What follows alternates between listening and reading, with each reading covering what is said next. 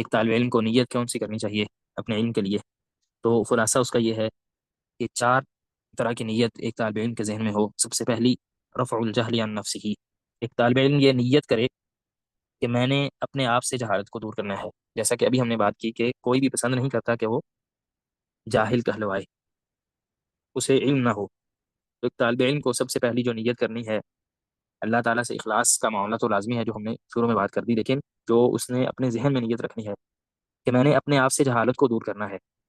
ایسا نہ ہو کہ مجھے پتہ ہی نہ ہو کہ اللہ تعالیٰ کا مجھ سے مطالبہ کیا ہے، طہارت کے کیا احکام ہیں، نماز کے کیا احکام ہیں، اور اس سے پہلے عقیدے کے کیا احکام ہیں، وغیرہ وغیرہ۔ اسی لیے امام احمد رحمہ اللہ سے جب پوچھا گیا کہ ایک طالب علم کو کیا نیت کرنی چاہیے تھے، تو امام احمد رحمہ اللہ نے سب سے پہلے اسی بات کا ذکر فرمایا کہ انسان اپنے آپ سے جہالت کو دور کرنے کی نیت کرے۔ دوسری نیت یہ ہو العمل علی بصیرہ، کہ انسان جب عمل کرے تو پھر وہ بصیرت پر عمل کرے۔ ابھی ہم نے جو نماز سیکھی ہوئی ہے مثال کے طور پر، وہ وہی ہے جو ہمیں بچپن میں سکھا دی گئی، اسی کے مطابق ہم نماز پڑھ رہے ہیں۔ جبکہ طالب علم یہ نیت کرتا ہے کہ میں جب نماز پڑھوں تو مجھے پتا ہو کہ یہ جو میں شروع میں اللہ اکبر کہہ رہا ہوں، رفع الیدین کر رہا ہوں، پھر اپنے ہاتھوں کو باندھ رہا ہوں، یہ ساری چیزیں میں خود سے پڑھوں، احادیث میں خود سے نبی صلی اللہ علیہ وسلم کی نماز کو دیکھوں اور پڑھوں،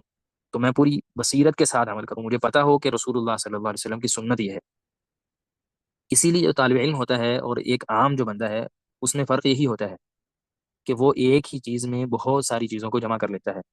ایک عام بندہ ہے، اس نے وضو کیا ہے، اس کو وضو کا ثواب مل گیا، جبکہ ایک طالب علم جو ہے اس میں کئی ایک نیتوں کو جمع کر سکتا ہے، اور اس کے سامنے پھر اس کے تمام جو مسائل ہیں، احکام ہیں، وہ بھی وضاحت کے ساتھ ہوتے ہیں۔ اس نے ان تمام چیزوں کو خود سے سیکھا ہے، اس کے بعد وہ عمل کر رہا ہے۔ جبکہ ایک عام جو بندہ ہے، عامی ہے، اس بیچارے کو بچپن میں جس نے بھی سکھا دیا تو وہ اسی وہی وہ سارا اپنی قبر تک جانے تک وہی علم لے کر چلتا رہتا ہے۔ تو یہ دوسری کہ انسان بصیرت سے،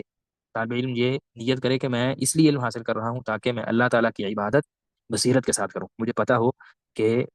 اللہ تعالیٰ نے یہ حکم دیا ہے اور میں پھر اس پر یہ عمل کر رہا ہوں، یہ نبی صلی اللہ علیہ وسلم کی سنت ہے اور اس کے مطابق میں یہ عمل کر رہا ہوں۔ اس کے بعد تیسری جو اس کی نیت ہو وہ یہ ہو کہ میں خود سے جب اپنے آپ سے جہالت کو دور کر لوں، پھر میں عمل کر لوں، اور پھر میں لوگوں کو بھی بتاؤں۔ کتنے ہی لوگ ہیں بیچارے، ان کو پتہ ہی نہیں ہے کہ فلاں مسئلے میں سنت کیا ہے، تو میں ان کی رہنمائی کروں، اس لیے میں علم حاصل کر رہا ہوں۔ اور پھر چوتھی چیز یہ ہے